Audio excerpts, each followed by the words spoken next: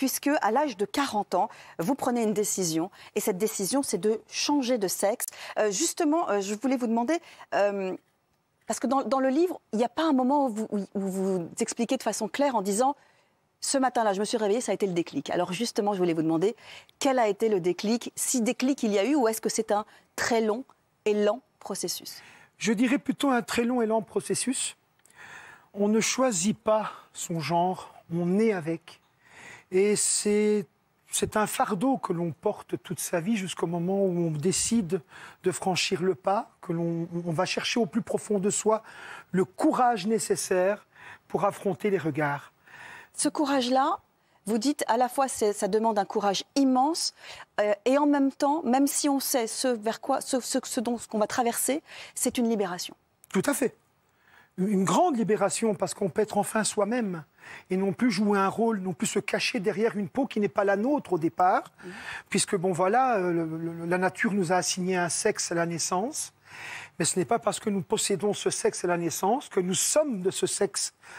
Je me suis toujours senti femme et aujourd'hui je dis avec beaucoup de fierté, je n'ai jamais été un homme. Oui, c'est ça. Voilà. C'est ça.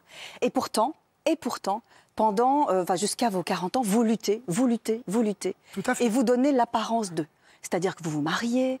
Qu'est-ce qui fait que vous vous dites, à ce moment-là, à cette époque-là, je n'ai pas le choix, il faut que je fasse comme si? Ce n'est pas quelque chose que l'on s'impose. Ça vient voilà, ça vient de soi-même. En fait, on est éduqué dans la peau d'un garçon. On n'ose pas. Surtout, n'oubliez pas, je suis né en 1970, que je ne me trompe pas chez nous. On a à peu près le même âge, 69 mois. Voilà. On est sœurs. Année érotique. Enfin, mais je veux dire, bon, c'est une autre configuration qu'actuellement, une autre société.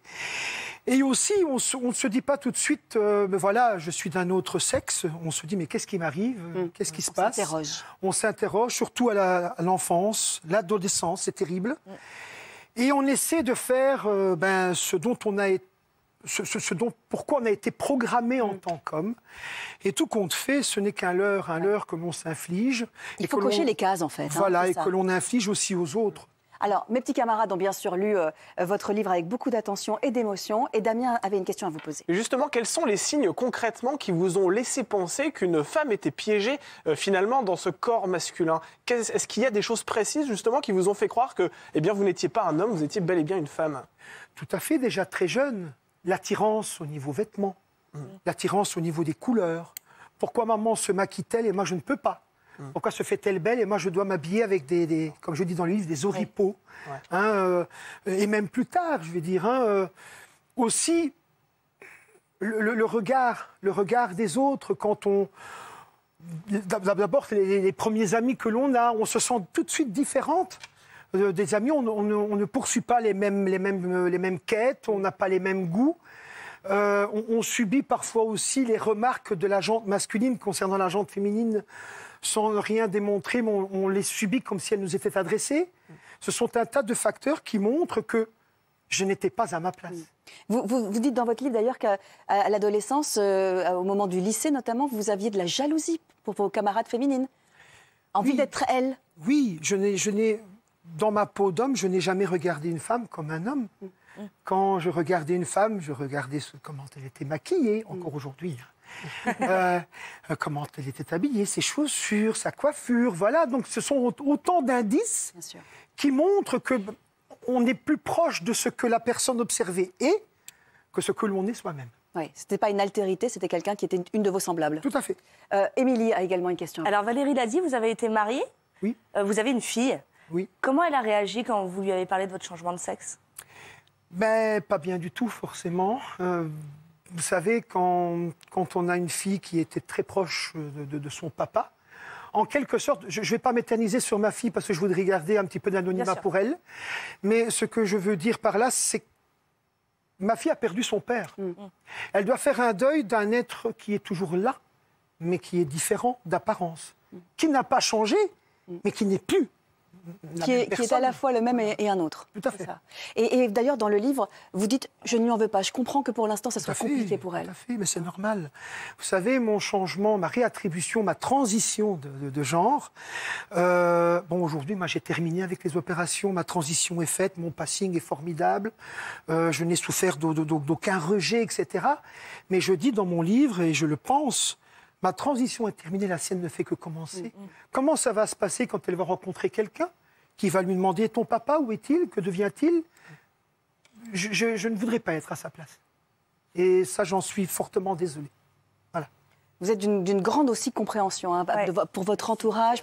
Parce qu'effectivement, on peut imaginer que quand on vit quelque chose d'aussi fort et d'aussi important, de bouleversant, on peut être tenté de penser d'abord à soi. Tout à fait. Et vous pensez non seulement à vous, bien évidemment, mais à tous ceux qui, entre guillemets, vont subir, comme les dominos, le changement de sexe. Tout à fait. Et en tant que président d'une association en Belgique qui se nomme Petite Pub, hein, comme Vous ça, avez raison, Emera, allez-y. on m'a traité un jour de transphobe. Mes semblables, certaines de mes semblables m'ont traité de transphobe. C'est absolument faux. Pourquoi? Parce qu'un jour, j'ai osé écrire ce que d'autres pensent peut-être tout bas, et j'ai peut-être pris trop la défense des personnes cisgenres et de la société. Petit rappel, une personne cisgenre est une personne née dans son sexe et qui est en santé genrale avec ça. Et j'ai dit, avant que les personnes transgenres ne condamnent la société de transphobie, il faut peut-être d'abord regarder dans son assiette, avant de regarder dans celle du voisin, et voir ce qui a conduit l'autre à nous condamner pour notre décision de vie. C'est un superbe témoignage. Ouais. Vraiment. Caroline a également lu votre livre et voudrait vous poser une question. Les personnes transsexuelles sont souvent victimes d'agressions ou en tout cas de discrimination dans leur vie quotidienne. Ça peut être au travail, ça peut être dans la société en général. Est-ce que vous ressentez cette agression, cette discrimination, parfois ce rejet de la société? On rappelle que vous êtes professeur. Hein. Oui, je suis enseignante au niveau lycée en France. En Belgique, c'est le secondaire supérieur. Dans le qualifiant, donc technique professionnelle, j'ai plus de 200-250 étudiants. Déjà, faire les premiers pas sur mon lieu de travail, ça a été quelque chose de poignant, parce que je me dis, voilà, je vais franchir la porte d'entrée d'un établissement que je connais depuis de nombreuses années, mais c'est comme si j'allais le redécouvrir dans une toute nouvelle peau. Et je n'ai pas eu droit... Si, des jugements, il y en a eu forcément, des interrogations, il y en a eu, et heureusement, il y a eu un tas de questionnements. Et c'est en répondant aux questions, en présentant les choses simplement, en expliquant les choses simplement qu'on se fait accepter. Je me suis peut-être imposé à ma famille immédiate et au sens le plus large dans ma décision, mais je ne voulais pas non plus me sentir imposante dans ma profession et au sein de mes amis. J'ai dû expliquer pourquoi je transitais. Et je vais dire que nous avons, et ça je le souligne malgré tout, une jeunesse actuelle qui est formidable. Et ça, c'est une enseignante qui vous le dit. Et vos élèves ont suivi et vous ont connu dans l'autre sexe et vous connaissent aujourd'hui pour celle que vous êtes, c'est-à-dire Clarisse. Tout à fait. Et même les nouveaux étudiants que je côtoie aujourd'hui ne m'ont pas connu avant. Mais le téléphone sans fil étant très efficace dans les établissements scolaires, il est clair que quand ils arrivent dans ma classe, ils me connaissent davantage. Bien sûr. Et moi, pas du tout, donc je fais connaissance, mais ils me connaissent déjà. Et ce n'est pas ce qui les intéresse chez moi, et je vais même vous dire une petite anecdote, que j'ai été un garçon avant, que je suis une femme aujourd'hui, ils s'en moquent. Ils veulent un bon professeur. Et même, ce qui les impressionne, c'est plutôt ma carrière de karatéka au niveau. Ah bah oui, c'est vrai. Alors, Ça les impressionne. D'ailleurs, il y a des photos de vous en karatéka. Voilà. Pas mal, hein, pas mal. C'est gentil, merci.